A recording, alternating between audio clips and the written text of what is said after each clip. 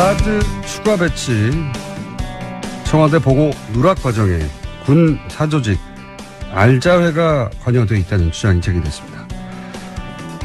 국정기획위 기획분과위원이자 더불어민주당 정책위 수석부의장 홍익표 의원 전화 연결됐습니다. 안녕하세요, 의원님. 예, 안녕하세요. 홍익표입니다. 반갑습니다. 예, 안녕하십니까. 우선 하나회는 워낙 익숙한 네. 명칭이라 많은 분들이 아실 텐데 알자회는 뭡니까? 우선 알자회부터 설명해 주십시오. 이거 좀 시간을 좀 거슬러 올라가야 되는데요. 예. 1992년 김영삼 정부 출범과 동시에 예. 국내 사조직 척결이 있었지 않습니까? 네네. 그때 이제 잘 아시는 것처럼 하나회는 뭐 전두환, 노태우 등등 당시 12.12 쿠데타 세력들을 중심으로 한 대표적인 단체였으니까 이게 해체가 됐고 네. 법적 조치가 이루어졌는데 그 밑에 뭐 만나회라는 것도 있었고 당시 알자회도 있었습니다. 그 당시요. 아하. 예, 그 당시 이제 알자회는 육사 기수로 오면 연관급 장교 한 중령 정도에서부터 뭐 위관 장교, 대위 뭐 요 정도까지 형성이 돼 있던 사람들이거든요. 예. 그러다 보니까 이게 젊은 장교들이고 아직 중견 간부들이고 하니까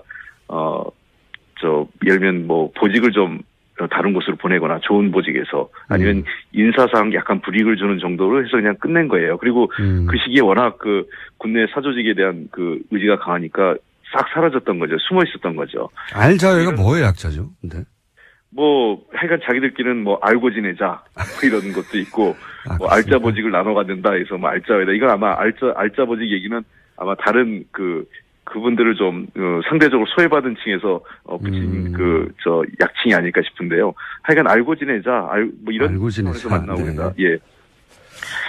이런 이 사람들이 쭉 그동안 하다가 지금 이명박 박근혜 정부 들어와서 특정 지역을 중심으로 해서 다시 알자회를 중심으로 국내 사조직이 다시 좀 활성화됐다. 이런 지금 여러 가지 제보나 또는 정보가 지금 확인되고 있는 것입니다. 그렇습니까? 그러면 예. 알자회 소속이라고 하면 육사 몇 기 정도에 해당되고 기수당은 몇 명 정도 되는 겁니까?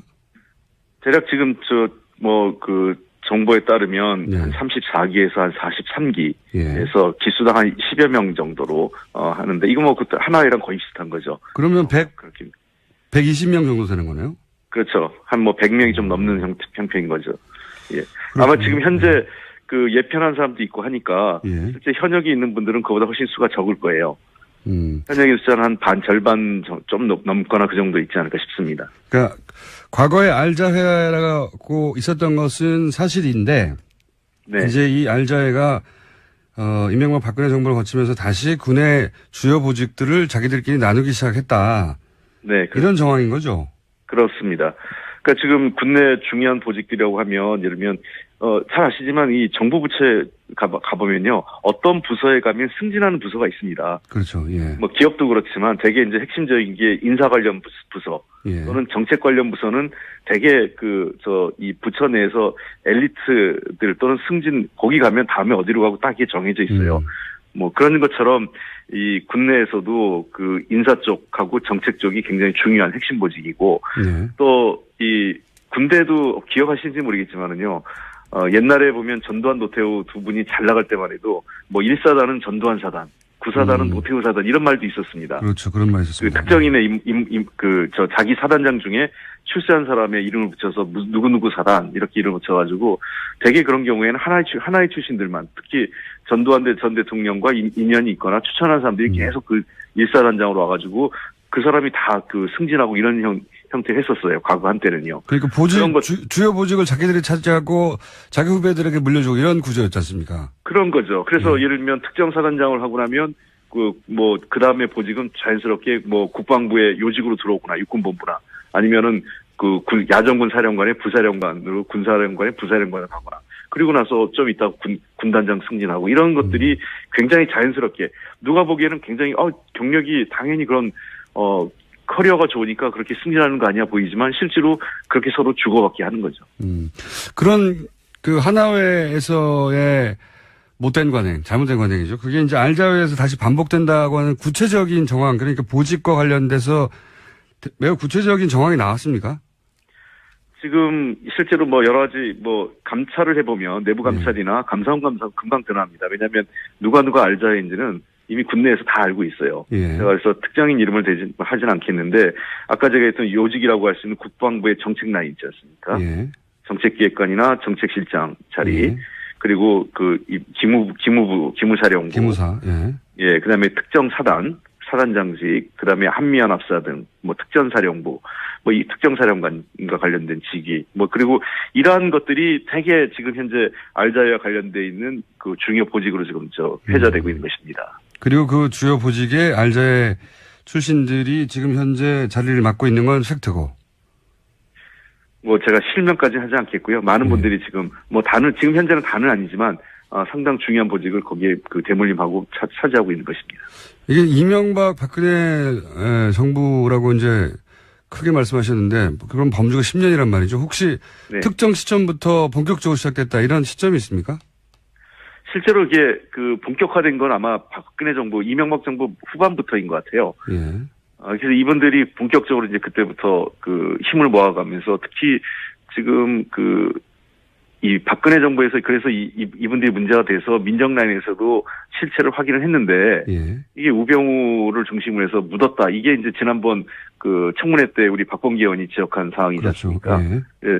그러니까 이게 최순실하고 연관돼서 승진하고 우병우 전 민정수석과 연결해서 자기들의 어떤 인사상의 어떤 특혜를 누리고 이런 것들에 대한 제보가 끊임없이 좀 제기되고 있는 겁니다. 그래서 이 문제를 제대로 해결하거나 분명히 처리하고 넘어가지 않으면 군의 어떤 공정한 인사상의 공정성이랄까 정의 이런 것들을 바로잡을 수 없다 좀 보고 있습니다.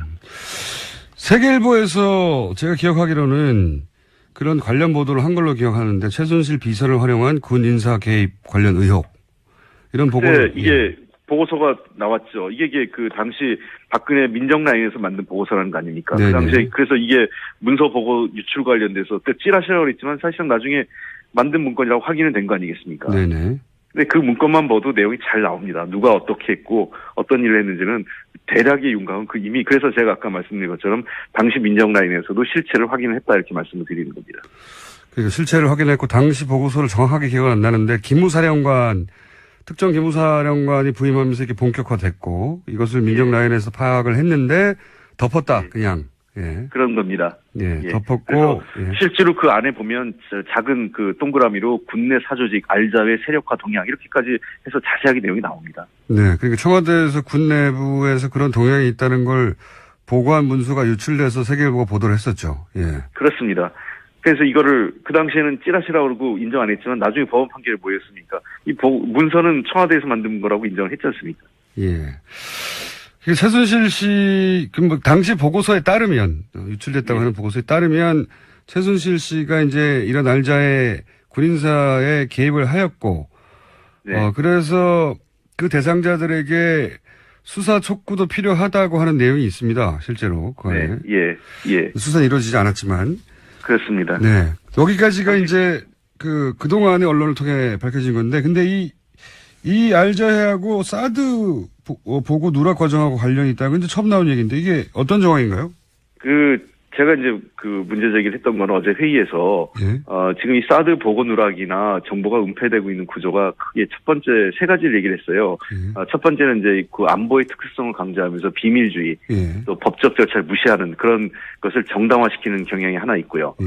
두 번째는 그러다 보니까 군에 대한 문민 통제를 약화시켜 온 거죠. 예. 사실은 모든 민주적인 정부에서 군이라는 집단은 고도의 물리력을 가지고 있는 집단이기 때문에 민간에 의한 통제를 강화시켜가 있지 않습니까? 예. 그럼에도 불구하고 그것이 굉장히 약화된 거죠. 박근혜 정부 들어와서 특히나. 예. 그리고 이러한 것들이 가능했던 구조는 이런 핵심적인 라인, 사실 국방부 내에서도 이 사드와 관련돼서 정보를 공유한 사람들은 몇 안 됩니다. 아주 특정인들만 그 정보를 공유했고 그게 이제 정책 라인과 또 일부 국방부 장관의 비서 라인 쪽으로 해서만 핵심들만 지금 장악을 했는데 이 사람들이 통으로 최고 군통수권자에게 보고를 은폐할 정도였다면 그건 뭐겠습니까? 서로의 인사상의 서로 간의 인적 관계로 짬짬이 관계가 있기 때문에 이런 은폐나 보고 고의적 은폐 누락이 가능한 것이죠.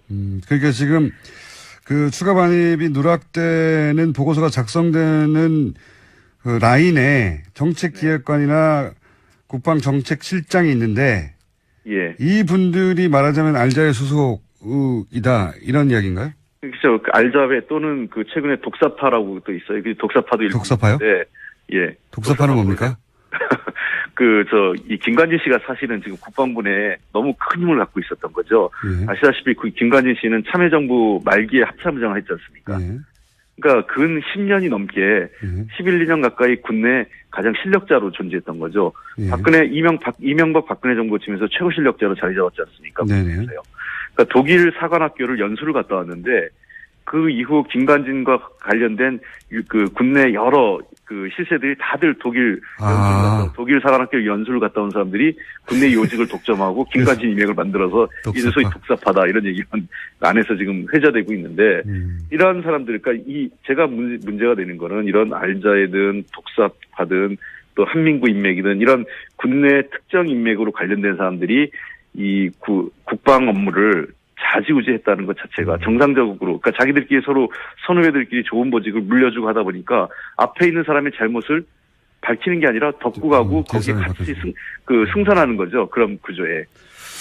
그렇군요. 그런 라인을 파악하게 됐고 이것이 알자회 자체의 문제를 넘어서서 그러니까 그 군조직이 사조직화 한다는 점을 넘어서서 사드와 관련해서도 청와대에 보고할 때 누락하는데 개입된 정황이 있다 이렇게 보시는 거네요, 이제. 그런 겁니다. 그래서 이 문제는 내부 감찰이나 감사원 감사를 해서 정확하게 이 문제를 실체를 파악하는 게 단순히 사드 문제를 넘어서서 이 군에 대한 전반적인 이 부조리, 불합리한 현상을 좀 근본적으로 제거해야 되는 문제라고 생각합니다. 국내 사조직은 어느 국가에서도 인정하지 않고 있고요. 만약에 이렇게 사조직이 횡행하는 조직은 과거 하나회에 우리 폐해를 본 적이 있었지 않습니까? 그것뿐만 아니라 더 나아가서 정상적으로 전투를 수행할 수 있는 그 집단이 될 수가 없습니다. 예. 이건 뭐 제가 순전히 개인적으로 넘겨짚는 거긴 합니다만 하필 독일이라서 최순실과 무척 관계가 깊은 그것도 갑자기 떠오르긴 합니다. 네. 그건 아닌 것 같은데. 그건 저도 아닌 것 같긴 합니다만 그것도 하필 독일 사관학교인가 미국 육사도 아니고 그런 생각이 엄청 스쳐 지나가긴 하고. 근데 혹시 말씀 듣다 보니까 추미애 대표가 왜 탄핵 정국에서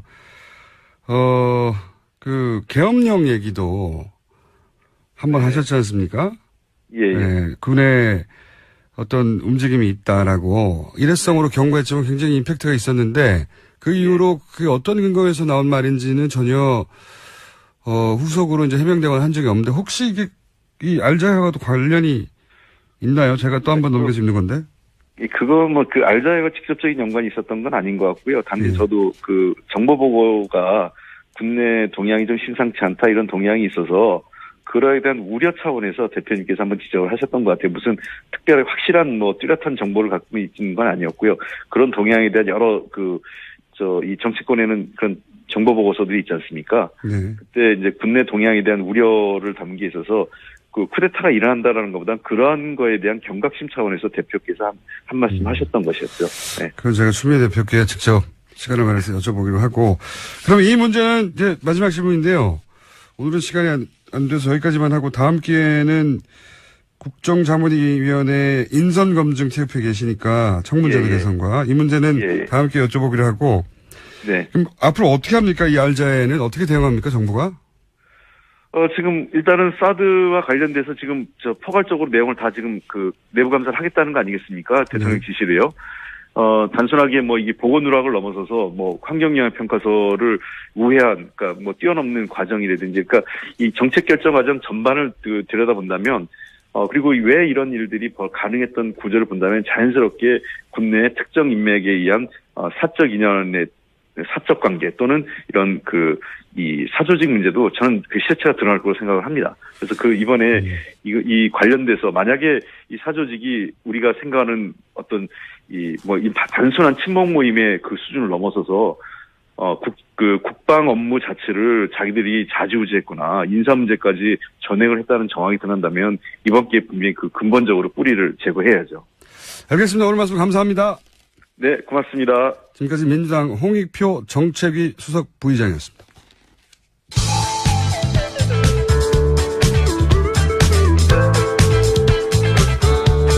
상식이 통하는 세상을 만들고 싶은 시사 요정 김어준입니다.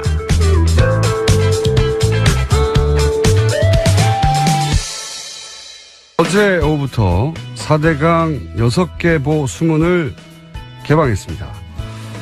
그런데 한편에서는 농업용수 공급에 지장이 있는 거 아니냐 하는 우려가 나오는데요.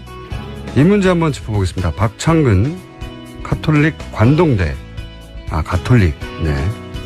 가톨릭 관동대 토목공학과 교수님 연결해보겠습니다. 안녕하세요, 교수님. 네, 안녕하십니까. 네. 이 문제가 가장 첫 번째, 여쭤봐야 될 부분인 것 같습니다. 지금 개방되는 보호의 수질 오염은 어느 정도입니까? 어제 발표를 했죠. 예. 발표한 자료를 보니까, 낙동강 오염 상황이 좀 심각하게 지금 되고 있습니다. 그러니까 5월 31일 현재 낙동강 강정보 같은 경우에는, 예. 3,000개 정도, 녹조가 있는데, 이게 뭔 뜻인가 하니까, 예. 1세조급, 1ml에 3,000개 있다는 얘기인데, 예. 1ml는 우리 엄지 손가락 있죠. 그렇죠, 그렇죠. 그 정도 됩니다. 거기에 녹조 알갱이가 한 1,000개가 있다는 겁니다. 그게 어느 정도 나쁜 건지 감이 잘 안 가는데. 그러니까 엄지 손가락만 한데 녹조 알갱이가 3,000개 있다 그러면은 그 예. 녹조가 거의 다 돼 있다는 얘기죠. 그러니까 물이 좀 뻑뻑해지기도 하고. 예. 그러니까 그 속에는 또 독성 물질이 있습니다. 이건 뭐 사실상 강이 아니라고 봐야 되는 거죠, 이 정도면. 그렇습니다. 이게 이제 강정보에서 지금 그 정도가 있고, 다음에 상주보, 낙동강 제일 상류에 있는데, 거기에서는, 1ml당 4,600개의 녹조 알갱이가 4,600 개. 있는 걸로, 엄청나죠. 1ml. 1ml면 정말 1cm가 사실 손가락이니까. 예. 예. 1cm 되는 안에, 예. 4천 개의 녹조 알갱이가 있다는 그런 뜻입니다. 감이 잘 안 옵니다만 엄청나게 오염됐다는 얘기인 것 같고요. 예. 네. 그런데 이제 그래서 오염됐으니 개방하자는 것은 문재인 대통령 후보 시절에 공약이기도 했고 사실은 다른 후보들도 홍준표 후보를 제외하고는 다 개방하자고 했는데 이제 개방하게 되니까 이런 문제 제기가 있습니다. 보호를 개방하면 농업 용수 공급에 차질을 빚는다라고 하는 반론 보도가 이런 보호 개방 뉴스와 함께 항상 달리거든요. 이런 우려가 있다고. 근데 저희가 이제 전문가가 아니다 보니까 이게 맞는지 틀린지 몰라서 제가 교수님을 연결한 건데요. 이게 농업 용수 공급에 차질이 빚어지는 게 맞습니까? 전혀 사실무근입니다. 왜 그렇습니까? 이게, 지금 웬만하니까 지금 이제 가뭄이 심한 지역이 예. 충남 서부 지역, 그러니까 서산시, 예산군, 횡성군, 보령군 이쪽이거든요. 예. 이쪽은 금강으로부터 적게는 30km 이상 떨어져 있는 지역입니다. 그리고 수계를 달리하는 지역이거든요. 그렇군요. 그러니까 수계라는 게 산능성이를 이야기하는데 거기로 지금 물을 퍼올려가지고 보내야 되는데 실제로 지금 보령댐 같은 경우에는 금강으로부터 물을 퍼올리는데 고개를 하나 넘어야 됩니다. 이게 한 140에서 50m 정도 되는 고개를 넘어야 되니까 물 공급하는 완로 길이도 길 뿐만 아니라 이 펌핑을 해야 되니까 전기료 요금이 상당히 올라옵니다. 그러니까 경제성이 전혀 없는 거죠. 그렇게 안 한다는 말씀이신 거죠? 한마디로. 네, 네, 하기는 하는데, 예. 울며 겨자 먹기로 지금 있는 그런 양상입니다. 그러니까, 지금 이제 보호의 수문을 연다고 해서 물이 없는 게 아니거든요. 그러니까, 그리고 지금 보호 수문을 여는 인근 지역, 그러니까 4대양 사업을 했던 지역 인근에서는 4대양 사업 전에도 물이 부족해서 농사를 못 지은 적이 없습니다. 좀 떨어진 지역도 다르지만 양수시설이 그만큼 잘 되어져 있었다는 그런 뜻이죠. 그러니까 수문을 열어버리면은 농업용 지수구 높이만 맞춰주면은 얼마든지 물을 공급할 수 있다고 봅니다. 그렇군요. 근데 왜 이 관련 보호 개방한다는 관련 뉴스를 보면 항상 하단에 농민들이 반대한다, 막 우려한다는 그런 코멘트가 달리는 거죠? 아무리 그 사대양 사업을 지난 정부 때 추진했던 정부가 예. 수문을 여는데 예. 농업용수를 공급하지 못할 만큼 수위를 낮추는 정도로 예. 아주 적극적인 수문 개방을 할 수가 없습니다. 예. 예. 근본적으로. 왜냐면 그렇게 되면은 그렇지 않습니까? 수문 개방했는데 인근 농경지에 그 수위가 낮아져가지고 농업용수 공급 못한다 그러면 이거 밀란이 일어날 일이거든요. 그렇죠. 예. 근데 중요한 것은 그 일부 공무원들 그리고 또 일부 전문가들이 그 사대양 사업에 적극 참여했던 사람들이 있는데 예. 이분들이 언론이라든지 이를 통해서 적극적으로 거기에 대한 의혹을 제기를 하는데 문제점을 제기하는데 제가 그 내용들을 쭉 읽어보니까 상당히 왜곡된 자료를 가지고 국민의 어떤 국민들에게 잘못된 정보를 제공하고 있다고 저는 보고 있습니다. 그렇군요. 그러니까 취재하는 기자들도 사실 잘 모르고 그런 취재를 했을 수도 있군요. 그러니까 교수님 말씀을 듣자면 그 4대강 관련 찬성했던 사람들이 그동안 왜 개방을 안 했느냐 하는 이유를 합리화하느라고 이런 이유를 대고 있는 그런 개연성이 아주 높다 이렇게 보시는 거군요. 실제로 그 내용들을 기사 내용들을 일부 언론에 넣은 기사 내용들을 쭉 모니터링 해본 결과 그분들은 4대양 사업에 찬성을 했거나 그리고 그로 인해서 어떤 뭐 혜택을 받았던 그런 분들이었는데 만약에 뭐 수문을 개방해서 말 그대로 수질이 개선이 되고 생태가 다시 복원되고 뭐 이럴 경우에 당장 국민들로부터 그러면 도를 왜 설치했느냐. 따라서 4대양 사업을 그동안에 쭉 수행해왔던 그분들의 위치가 좀 난감해지겠죠. 그러다 보니까 지금 이 시점에서 또다시 그 곡하가세로 국민들을 속이고 있다고 저는 보고 있습니다. 알겠습니다. 교수님 말씀은 이해했습니다. 물론 그분들 반론도 저희가 나중에 한번 들어볼 텐데요. 그러니까 4대강 사업을 했던 그 핵심 지지 논리가 뭐 홍수를 방지한다든가 가뭄 물 부족을 해결한다든가 였는데 그 연장선상에서 이 수문을 열어버리면 그동안 안 열었는데 열어버리면 그동안 본인들이 주장했던 대로 농업용수 문제가 생길 것이다 라고 말할 수밖에 없다. 그분들 입장에서는 본인들이 4대강 사업을 했던 이유를 합리화해야 되기 때문에 이렇게 진단하시는 거군요. 네, 그렇습니다. 알겠습니다. 그런데 제가 다른 인터뷰에서 본 것 같은데 농업용수가 부족할 수 있다는 이제 잘못된 우려 혹은 왜곡된 주장이 이렇게 불거진 데는 정부 책임이 있다 말씀하신 것 같은데 정부 구체적으로 어떤 말씀이십니까 이게?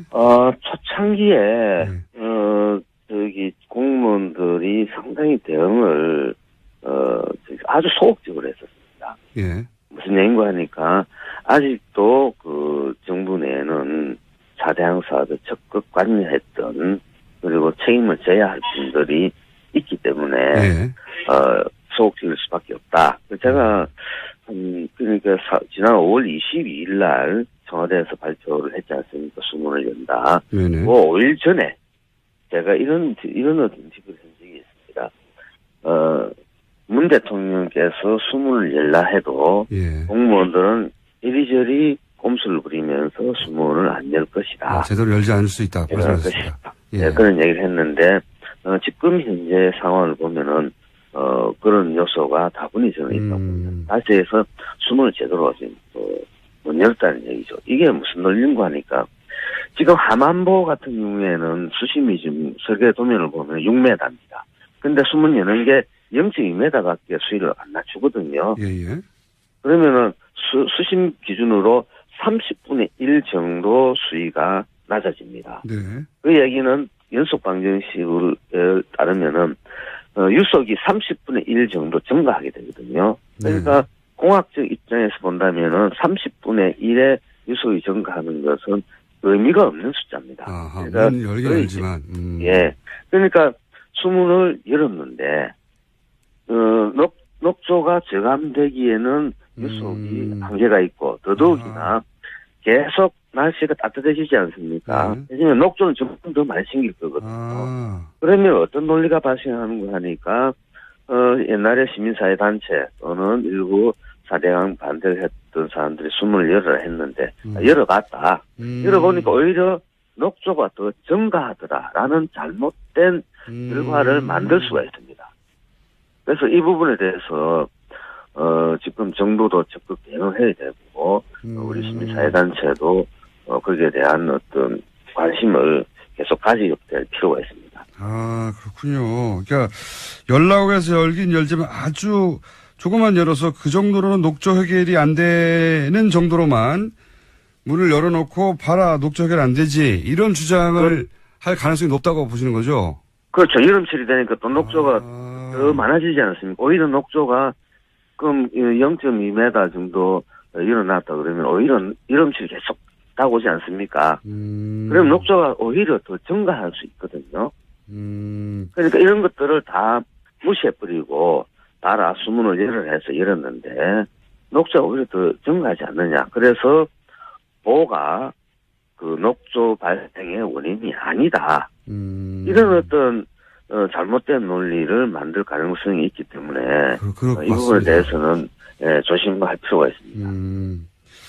그렇군요. 이거는 군에서 사드 문제를 가지고 청와대에 제대로 보고하지 않는 것과 같은 맥락에서 유사한 맥락에서 정부 부처의 4대강을 찬성했던 세력 혹은 혜택을 입었던 세력이 청와대를 상대로 장난치는 게 되는 결과인데 만약에 그렇다면 그죠? 국민을 속이는 그럴 가능성이 충분히 좀 있기 때문에 이 부분에 대해서는 여기 청와대나 정부가 아주 적극 대응할 수 있는 논리를 만들 필요가 있는데 제가 판단할 때는 특히 함안보 같은 경우는 20cm밖에 안 낮추기 때문에 수위를 충분히 나중에 모니터링 결과를 제시를 하면은 그런 잘못된 정보를 가지고 왜곡된 또 논리를 만드는데 저는 분명히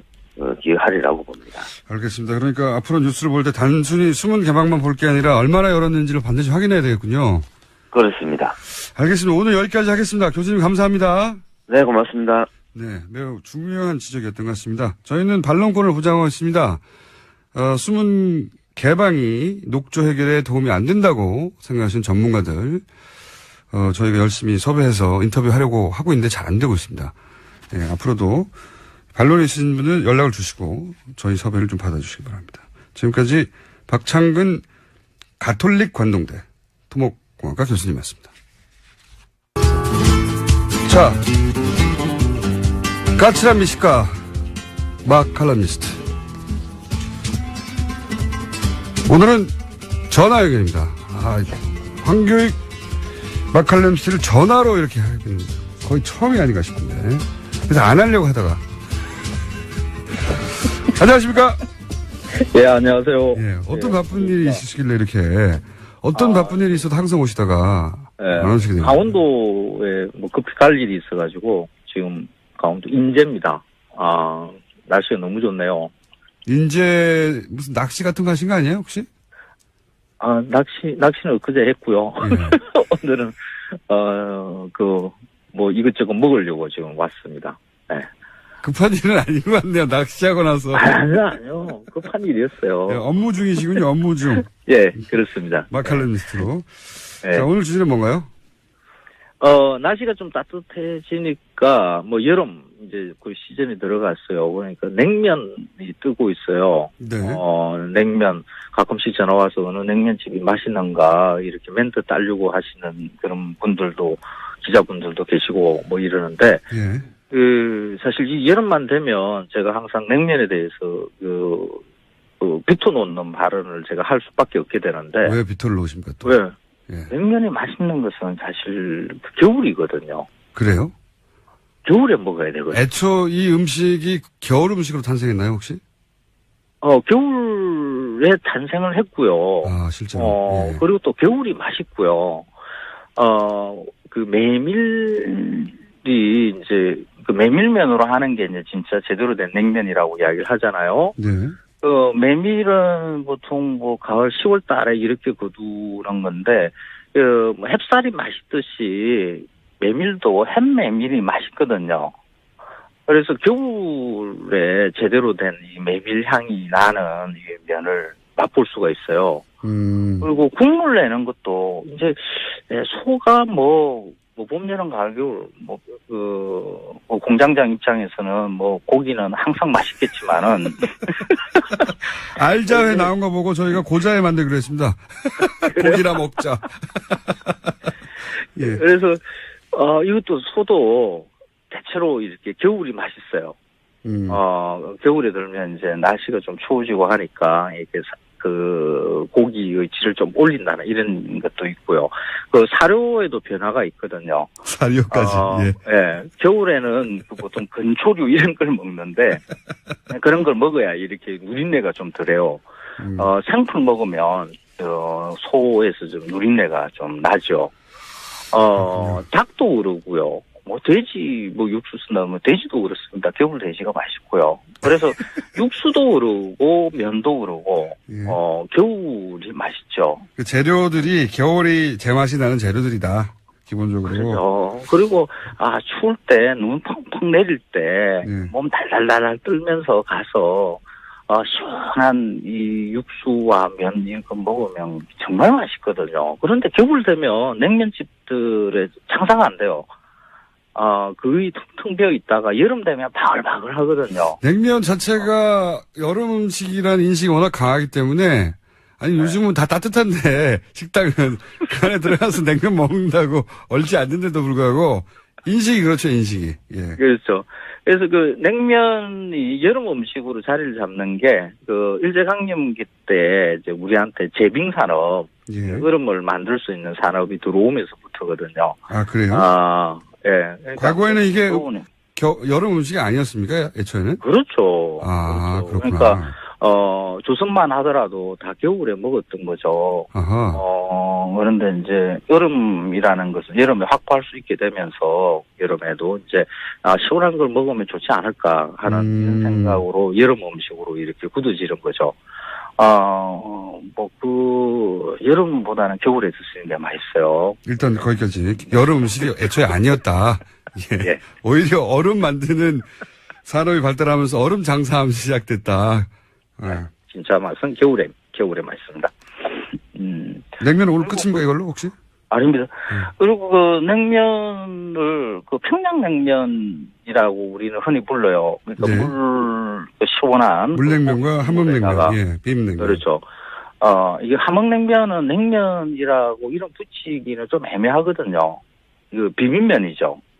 비빔면. 그래서 그 냉면 물론 그 고구마나 감자 전분의 면에다가 차가운 육수를 더하면 냉면이라고 붙일만 하지만은 대체로 함흥냉면은 비비는 것이니까 정확하게는 비빔면, 비빔 고구마면, 비빔 감자면. 그 북한에서는 그 농마국수 이렇게 보통 부르거든요. 그래서 냉면이라고 부르기는 조금 애매해요. 근데 이제 메밀면에다가 찬육수를 더하는 것을 보고 그냥 냉면이라고 하지 않고 거의 다 평양냉면 이렇게 이야기를 해요. 근데 이것도 그냥 냉면인데 평양이라는 것의 말이 붙은 것은 이게 분단 이유라고 보면 됩니다. 원래 서울에도 냉면집이 많았고요. 진주에도 옛날에 냉면이 유명했다는 그런 기록도 있고요. 전국에, 그러니까 한반도 전체에 이런 메밀면으로 해서 시원한 물을 더해서 먹는 냉면은 많이 있었어요. 그런데 평양냉면이라는 말이 이렇게 크게 번진 것은 그 순전히, 소 때문에요. 소요? 소. 이게 그 냉면의 육수는 소고기 국물을 기본으로 하거든요. 그런데, 요즘은 이제 우리가 한우라 그러면 뭐 횡성한우, 머성한우 뭐 이렇게 지역마다 유명하다 이렇게 붙어 있지만은 그거는 그냥 지역에서 키우는 그 방식에 따른 이런 분류고, 일제강점기만 하더라도 소가 지역마다 달랐어요. 그래서 뭐 진주, 함평우 뭐 이런 식으로 그 지명과 우자를 붙여가지고 이렇게 분류를 했거든요. 예. 그 중에 이 평양우가 맛있다라고 소문이 크게 났었어요. 그렇군요. 평양에는 불고기, 고기가 맛있고, 그 국물, 그 맛있는 평양우로 내는 육수도 맛있으니까 평양냉면이 맛있다. 그렇게 된 거군요. 평양의 냉면이 맛있는 거죠. 평양냉면이 맛있는 게 아니라. 평양에 있는 소가 맛있기 때문에 그 소로 만든 육수, 그 육수에 담긴 냉면이 맛있어서 평양냉면이 맛있다. 이렇게 된 거군요. 네, 그렇죠. 근데 이제 그래서 이제 평양의 냉면이 맛있다라는 것을 일제강점기에 이렇게 소문이 좀 나요. 예. 그러고 난 다음에 분단되고 우리는 평양을 못 가지 않습니까? 예. 그러니까, 이 서울의 여러 냉면집들이 이렇게 평양을 앞세우는 마케팅을 시도를 한 거죠. 그렇군요. 예전에 우리가 평양에서 먹었던 그런 냉면처럼 낸다. 그래서 앞에다가 이게 평양냉면이라는 말을 붙이는 거죠. 그래서 평양냉면이라는 카테고리가 따로 원래 존재하는 것이 아니라, 두루두루 다 냉면인데, 분단 이후에 우리가 평양을 가지고. 그쪽 육수 맛이 맛있다고 해서. 그렇죠. 예. 그래서 평양냉면은 평양에서 먹어야 되는데, 언제 가서 먹어보나. 예, 이야기가 옆길로 빠지는 걸 보니까 제가 보니까 놀러 가신 거예요. 자꾸 빨리 끝내고 다시 돌아가시려고 그런 것 같은데. 아닙니다. 저는 일 때문에 전국을 다니면서 곳곳에 음식을 다 먹어야 되는 게 제가 일이거든요. 근데 이제 그 북한에 그러니까 고향이 북한이신 분들, 그런 분들이 이제 평양냉면을 그 북한에서 만드는 방식으로 만들어서 유명해진 식당들이 있지 않습니까? 네, 그런 식당들이 있죠. 보통 북한에서 오신 분들, 이런 분들이 냉면을 가게 하시는 분들이 많고요. 그런 분들의 식당에 가야 진짜 냉면 맛이 난다라고 생각들을 하죠. 그렇죠. 저는 근데 저도 그렇습니다. 솔직히 근데 평양냉면을 그런 평양 방식으로 만들었다고 하는 냉면 맛이 잘 없더라고요. 저는 좀 심심하고. 안 그런가요? 고기만 드시니까 냉면 맛을 아시겠어요. 인정. 이게 냉면, 흔히 우리 말하는 그 평양냉면이라는 이 물냉면을 먹으면 사실 이게 뭔 맛이야 하는 분들이 많아요. 아니 물냉면을 좋아하는데 이게 평양식으로 전통으로 만들었다고 하는 것은 좀 심심하더라고요. 저는. 예. 맞아요. 심심해요. 예. 이 심심하다는 게 매력이 있는 거죠. 원래 심심한 게 무슨 매력입니까? 심심할 뿐이죠. 그게 아니죠. 원래 맵고 달고 짜고 하는 이런 자극적인 것은 그냥 입에 넣으면 그 맛이 확연하게 느껴지니까. 그렇습니다. 내 감각을 곤두세울 필요가 없어요. 미식가들은 그러면 되는 거죠. 그 맛에 집중하면서 즐기는 거예요? 맞습니다. 어렵게 드시네. 맛이 워낙 심심하니까 이거 뭐로 했지? 소고기 넣었나? 돼지고기 더 했나? 이런 면에 메밀 말고 밀가루나 전분을 얼마나 넣었지? 막 이런 것들을 계속 생각하면서 먹게 되거든요. 알겠습니다. 선생님. 내 감각을 곤두세우는 음식인 거죠. 알겠고요. 여기서 끝입니다. 시간이. 그래요? 네, 다음 주에 뵙겠습니다. 예, 고맙습니다. 황교익 선생님이었습니다. 김어준이었습니다. 다음 주에 뵙겠습니다. 안녕. 사실인데 이제 이 알자회가 이명박 박근혜 정부를 거치면서 다시 군의 주요 보직들을 자기들끼리 나누기 시작했다. 네, 이런 정황인 거죠. 그렇습니다. 그러니까 지금 군내 중요한 보직들이라고 하면 예를 들면 잘 아시지만 이 정부 부처에 가보면요 어떤 부서에 가면 승진하는 부서가 있습니다. 그렇죠. 예. 뭐 기업도 그렇지만 대개 이제 핵심적인 게 인사 관련 부서 또는 정책 관련 부서는 대개 이 부처 내에서 엘리트들 또는 승진 거기 가면 다음에 어디로 가고 딱 이게 정해져 있어요. 뭐 그런 것처럼 이 군내에서도 그 인사 쪽하고 정책 쪽이 굉장히 중요한 핵심 보직이고 또 이 군대도 기억하시는지 모르겠지만은요.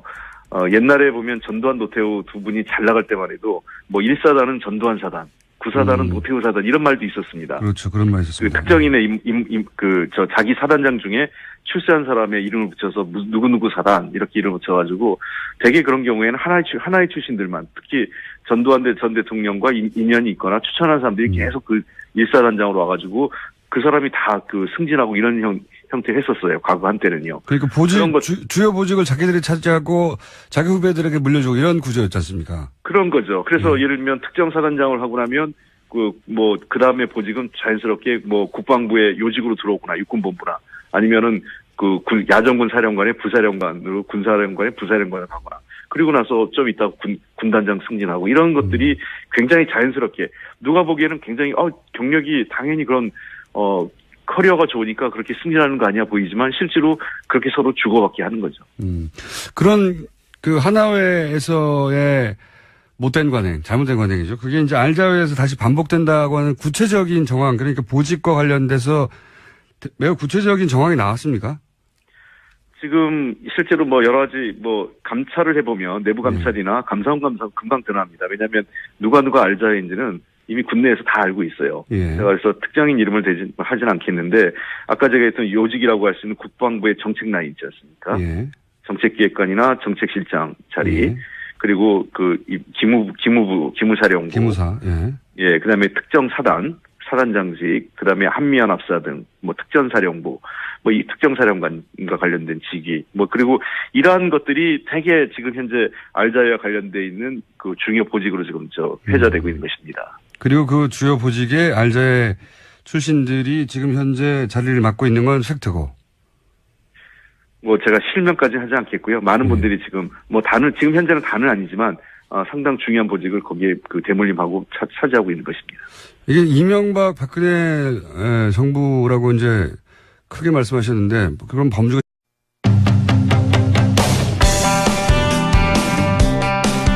사드 추가 배치 청와대 보고 누락 과정에 군 사조직 알자회가 관여되어 있다는 주장이 제기됐습니다.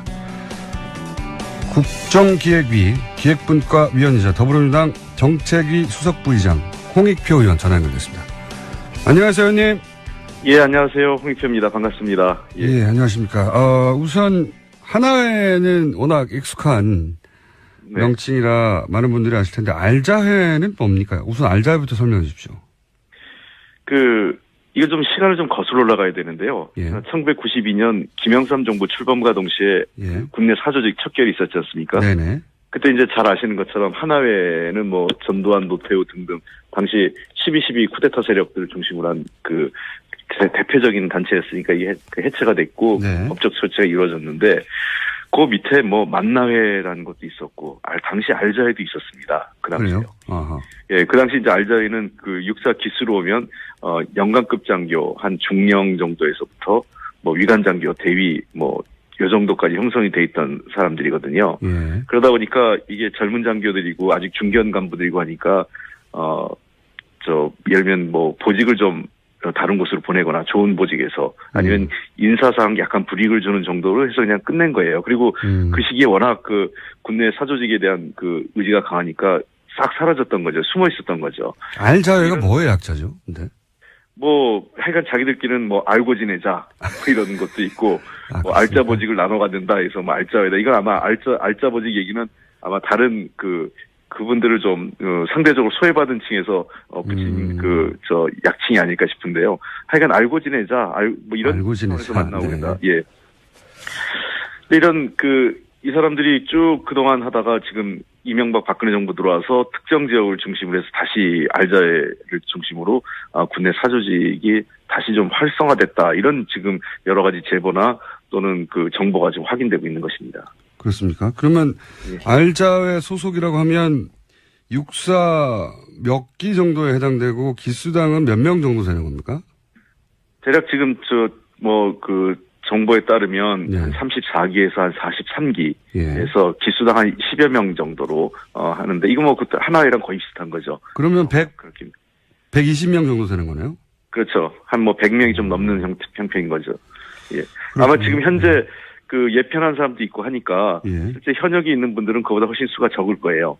음. 현역인 숫자는 한 절반 좀 넘거나 그 정도 있지 않을까 싶습니다. 그러니까 과거에 알자회라고 있었던 것은 10년이란 말이죠. 혹시 네. 특정 시점부터 본격적으로 시작됐다 이런 시점이 있습니까? 실제로 이게 본격화된 건 아마 박근혜 정부, 이명박 정부 후반부터인 것 같아요. 예. 그래서 이분들이 본격적으로 이제 그때부터 힘을 모아가면서 특히 지금 이 박근혜 정부에서 그래서 이분들이 문제가 돼서 민정 라인에서도 실체를 확인을 했는데 예. 이게 우병우를 중심으로 해서 묻었다. 이게 이제 지난번 청문회 때 우리 박범계 의원이 지적한 사항이지 그렇죠. 않습니까? 예. 예.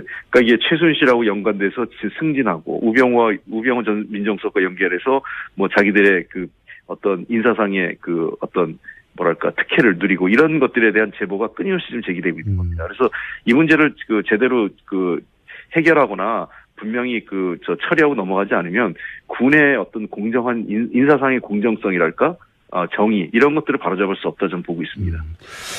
세계일보에서 제가 기억하기로는 그런 관련 보도를 한 걸로 기억하는데 최순실 비서를 활용한 군 인사 개입 관련 의혹 이런 보고를 이게 보고서가 나왔죠. 이게 당시 박근혜 민정 라인에서 만든 보고서라는 거 아닙니까? 네네. 그 당시에 그래서 이게 문서 보고 유출 관련돼서 또 찌라시라고 했지만 사실상 나중에 만든 문건이라고 확인은 된 거 아니겠습니까? 네네.